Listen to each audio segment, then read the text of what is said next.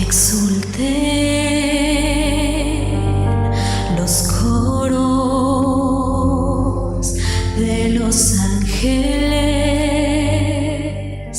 exulte la asamblea celeste, y un himno de gloria aclama el triunfo del Señor resucitado.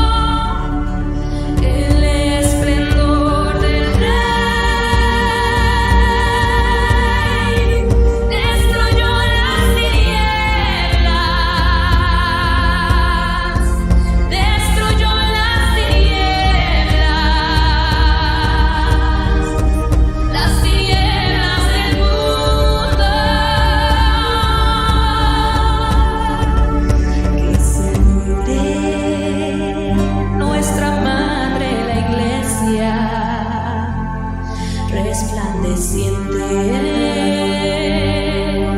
de la gloria de su Señor, y que en este lugar resuene unánime la aclamación de un pueblo en fiesta.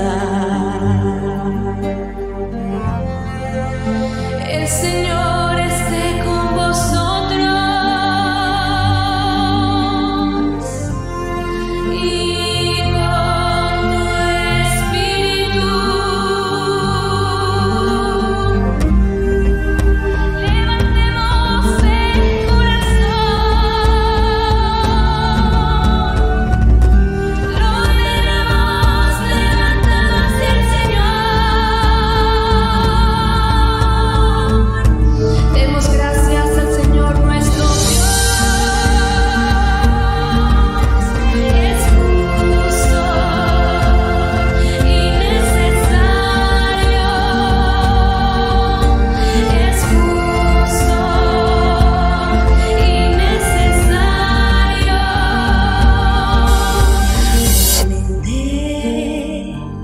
Es justo y necesario exaltar con el canto la alegría del Espíritu y elevar un himno al Padre Todopoderoso y a su único Hijo Jesucristo. Él ha pagado por todos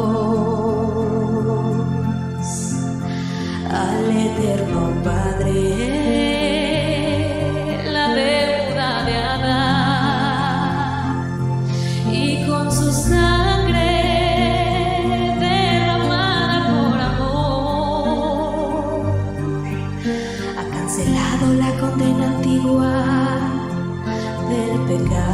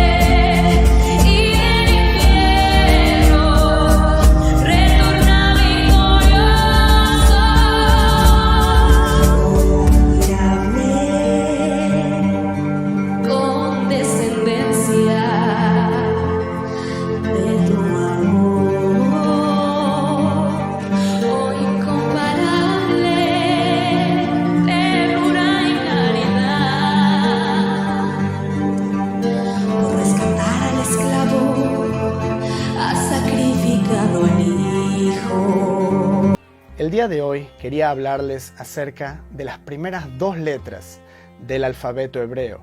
De hecho, la palabra alfabeto, el otro día estaba contándole a mis niños, la palabra alfabeto, ¿de dónde es que viene?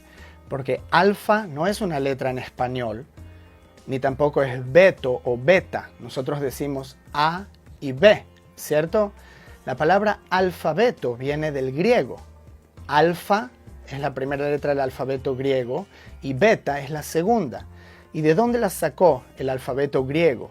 En la antigüedad había una leyenda en Grecia que decía que una persona de Oriente vino y trajo el alfabeto a la antigua Grecia. Esta persona probablemente hablaba una lengua semítica, tal como el hebreo, el antiguo fenicio o todas las de la zona del Levante y Asiria, como el arameo también. En todas ellas, la primera y la segunda letra, tal como en el hebreo, son la Aleph y la Bet. Las primeras dos letras del Aleph Bet, de las cuales sale la palabra alfabeto, son la Aleph y la Bet. Interesantemente, estas dos letras forman una palabra en hebreo. La palabra es Av, y Av significa padre. Interesante cómo el número 1 y el 2 están relacionados con ese origen el cual en las escrituras hebreas se asocia con el Eterno, con el Creador, con Dios. La palabra Ben en hebreo significa hijo. Ben es una bet y una nun. La bet, coincidentemente, siendo la segunda letra de la palabra Av. Es muy interesante que cuando juntamos la palabra padre y la palabra hijo en hebreo, Av y Ben, y simplificamos una bet, tenemos la palabra Even. Y Even, puede que la hayan escuchado esta palabra antes, significa piedra, una piedra o una roca, la unión entre el Padre y el Hijo. Tiene la fortaleza de una roca, tiene la permanencia de una piedra. Muchos, de acuerdo a la doctrina cristiana, asociarán esto con Jesús, Yeshua y el Padre, que dijo, yo y el Padre somos uno. Y así es, eso es lo que Yeshua estaba enseñando a sus discípulos. Significa que nosotros y el Padre somos uno. De la manera que Él enseñó a orar fue a conectarse uno con el Padre. Esa naturaleza que el ser humano posee de ser el Hijo del Eterno.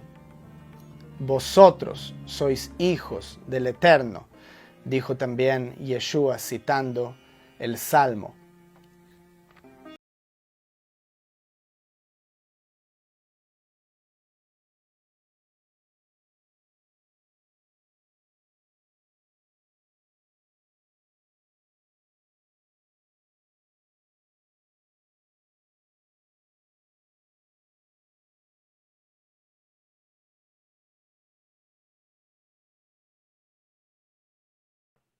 Muchas gracias para invitarme. Yo estoy bien, gracias a Dios.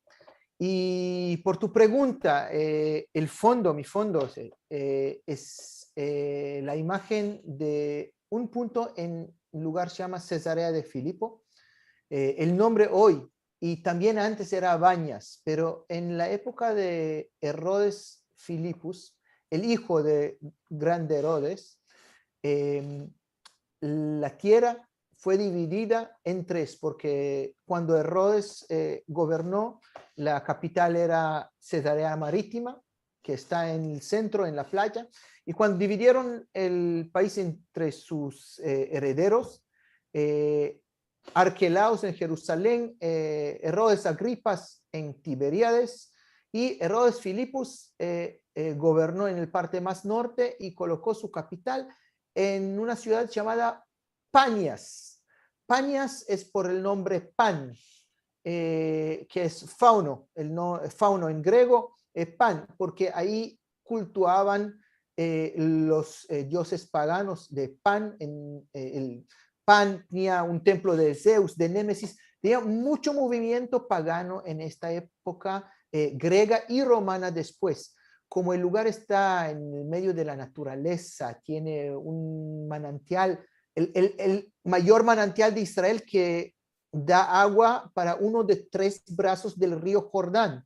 Es la naciente original de las aguas del río Jordán, aquellas aguas que bautizaron a Cristo. Ahí nace estas aguas y el lugar fue un centro espiritual pagano muy fuerte. Y el enigma interesante es por qué Yeshua decide traer sus discípulos de la región judía afuera, a la otra dirección donde él iba a ir, porque se aleja de Jerusalén, casi llegando al Líbano, una tierra fenicia, una tierra totalmente pagana, para hacer uno de los, para conversar con ellos de uno de los temas más importantes, porque en este lugar él se revela a los discípulos como Mesías. Antes él era rabino, le llamaban rabí, es un maestro, un profesor, ¿sí? Que indica el camino, un líder espiritual, pero no habló que él es el Mesías. En este momento él dice que él es Mesías. ¿Y por qué lo hace dentro de un centro pagano? Es un enigma, pero hay una respuesta. Él lo hizo con la intención. Y bueno, de esto vamos a hablar en otro momento. Quien venga al paseo. Está muy bien, y yo te preguntaba antes de empezar a grabar, gracias por aclarar eso, porque hay una ciudad muy popular hoy en día, Cesarea, que me decías era Cesarea Marítima, que están esos famosos acueductos, pero Banias está bien al norte, ahí voy a estar poniendo el mapa, cerca de la frontera con el Líbano, bien ahí donde yacen muchos ríos que desembocan en el Kineret, y había tráfico judío por ahí arriba porque había mucha vida, sí, alrededor del Kineret, del mar de Galilea y Galilea, pero había asentamientos judíos hasta allí arriba en ese tiempo. No. Definitivamente no, es una región pagana. Hay un río, se llama río Dishon, ¿sí? Un riacho, que es más o menos la marca donde la vida judía se termina, ¿sí? La verdad que esta historia va hasta el Antiguo Testamento. Si recuerden la construcción del templo, todo el mundo sabe que el primer templo en Jerusalén fue construido por Salomón. Pero la verdad que Salomón solo pagó la obra. Quien lo construyó eran los obreros de Hiram, el rey de Tiro, en Líbano, ¿sí? Rey de Tiro, Sidonia, esos son ciudades fenicias. Este pueblo era un pueblo muy avanzado tecnológicamente, sabía elaborar madera, sabía elaborar piedra, sabía elaborar cobre. Todo está detallado, todo lo que digo está detallado en el libro de Reyes. En retorno a estas relaciones buenas que David y Salomón tenía con Hiram, el rey de Tiro, Salomón le dio 10 ciudades en el norte, en la Galilea Alta. 10 ciudades quiere decir 10 regiones, ¿sí? Las ciudades y lo llamamos el fondo agrícola. Y toda esa región del norte de la Galilea, que hoy llamamos Galilea Alta, era región pagana desde el tiempo del primer templo y definitivamente en el tiempo de Cristo también. Así que no hubo movimiento judío. Él lleva a los discípulos a una excursión al exterior, totalmente a una región que está fuera de sus límites. Nunca visitaron esa región. Y no por nada que la Biblia menciona que ellos fueron a Cesarea, a la región de Cesarea de Filipo, porque es una cosa rara. no un lugar donde ellos iban a ir, no estaba en la lista de las ciudades que ellos tenían que pregar. Ellos no vinieron a pregar, el único lugar que Jesús llega y no prega la palabra del Señor. Él llega con sus discípulos y solo charla con los discípulos. Pero recordamos una frase que él dice dentro de esa charla muy, muy importante. Él dice que las puertas del infierno no prevalecerán frente de la iglesia. Quiere decir, la iglesia en griego, eclesia, es la comunidad. Él no va a construir un edificio, una sinagoga o una iglesia. ¿sí? Es kehilá, sí, es una comunidad. Y cuando él le dice al Pedro que tú eres, Pedro, encima de esta piedra, encima de esta roca, construiré mi iglesia, mi comunidad, y las puertas del infierno no prevalecerán frente de ella. Él está dando un señal que los discípulos no están prontos para entender, porque los discípulos eran judíos.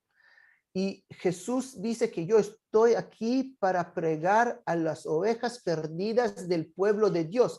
Ellos lo ven como el pueblo judío.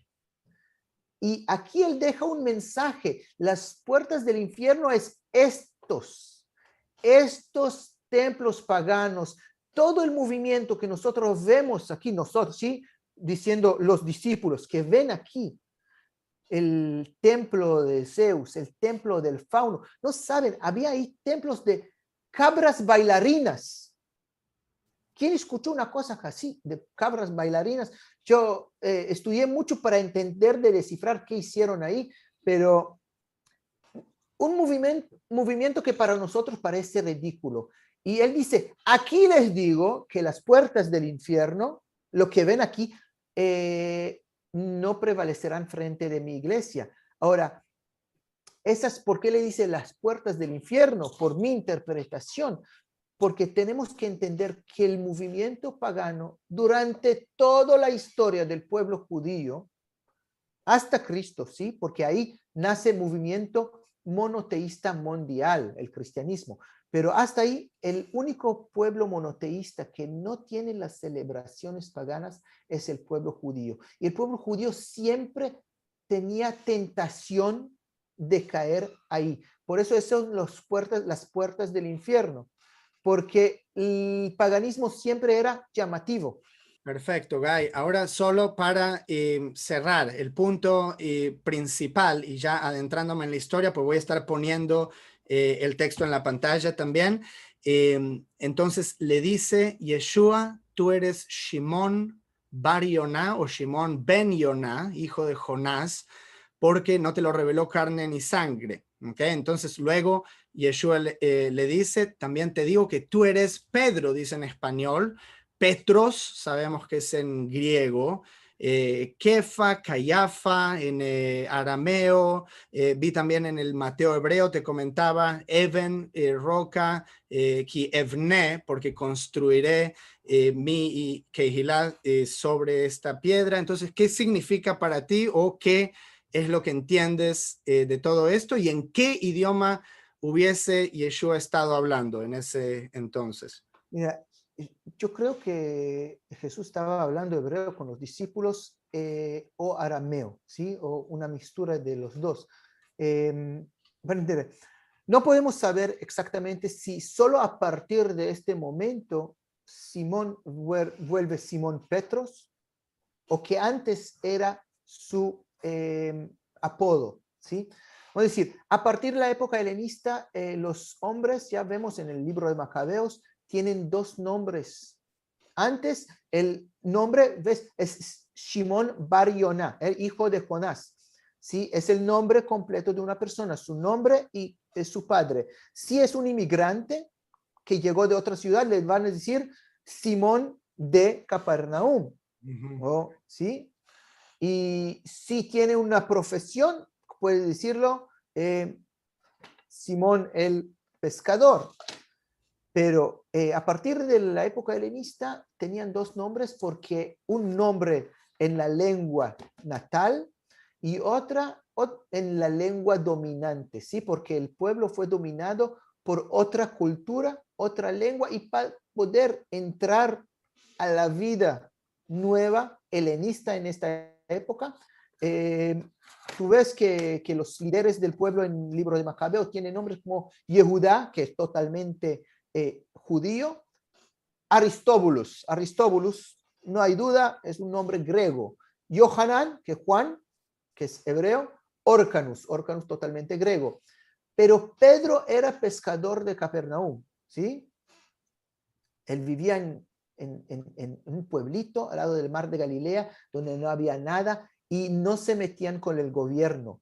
Es más probable que el movimiento comercial en esa región, que el lado de Siria, y en la otra lengua que estaba común en la época era arameo, en los pueblos, entre agricultores, entre pescadores, y los nombres griegos vamos a encontrar más entre los cambistas en Jerusalén, los gobernadores políticos, cobradores de impuestos. Ellos van a tener nombres griegos adicionados a su nombre hebreo. Ahora, sí, el nombre de Simón era Simón. Petrus era probablemente Simón Cayafa. Y Petrus fue adicionado cuando fue escrito el Evangelio por la primera vez en griego. Ok. Y después, por último, el hecho de que diga, y sobre esta roca construiré mi iglesia. ¿Eso tiene alguna implicación papal? Porque, viste, los católicos, Guy, creen que Pedro fue el primer papa. Entonces, ¿qué significa sobre esta roca? ¿De qué está hablando? Pedro estaba en una posición de autoridad porque nosotros tenemos a Jacob, ¿cierto? El hermano de Yeshua, Santiago en Jerusalén, que era el líder de la Kehilá. Sabemos que Pablo es más tardío. Y entonces, ¿qué significa eso para vos, Guy? Bueno, primero Pablo y Jacob y también Petrus lideraron la iglesia paralelamente, pero es otro tema. Cuando Pablo estaba más direccionado hacia las islas y buscaba evangelizar a los pueblos del mundo. En cuanto Pedro,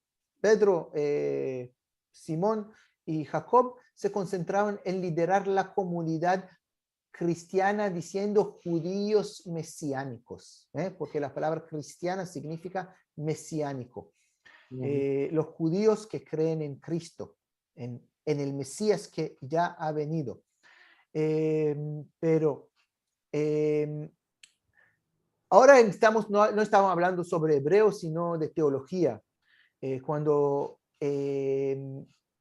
Si vemos el resto del capítulo y también el resto del evangelio, vemos que Pedro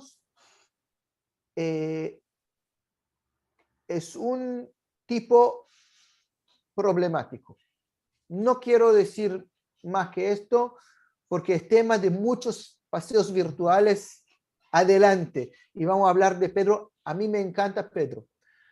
A mí me gusta más pues vos sos igual, yo te conozco, vos sos como sí, Pedro. Somos como Pedro. Somos porque Pedro tiene miedo. Pedro tiene miedo, Pedro piensa el próximo plato de comida en vez de pensar en la vida eterna. Por eso se va a pescar después que Jesús fue crucificado y Jesús le dice, Pedro, ¿tú me amas? Le dice, sí, te amo, apacienta mi rebaño, porque le di una misión. Pedro definitivamente recibió una misión muy importante, pero no por ser la roca encima de ella está construida la iglesia, sino por tener las llaves. ¿Sí? Le doy las llaves, no es una llave física, es llave metafórica, pero la teología que yo la veo más cierta es que cuando dice, tú eres Simón Petrus, y sobre esta piedra, y sobre esta roca, es sobre esta palabra que tú acabaste de decir. Ajá, la palabra de la fe. Que tú eres el Mesías. ¿Sí? Cuando tú dijiste, es tú, y tú Y Jesús le dice, yo no te revelé y ni ningún sangre y carne te reveló, sino mi Padre en el cielo. Y tú eres Simón Petrus, y sobre esta roca construiré mi iglesia. Ujú. Ahora, yo tenía mucho contemplado, yo había contemplado mucho en este asunto. Yo lo veo también teológicamente, filosóficamente más profundo, porque es muy fácil ser buen cristiano y buen seguidor, buen judío, buen hombre, lo que sea, cuando todo va bien, cuando sos fuerte, cuando ganas la lotería, gracias a Dios.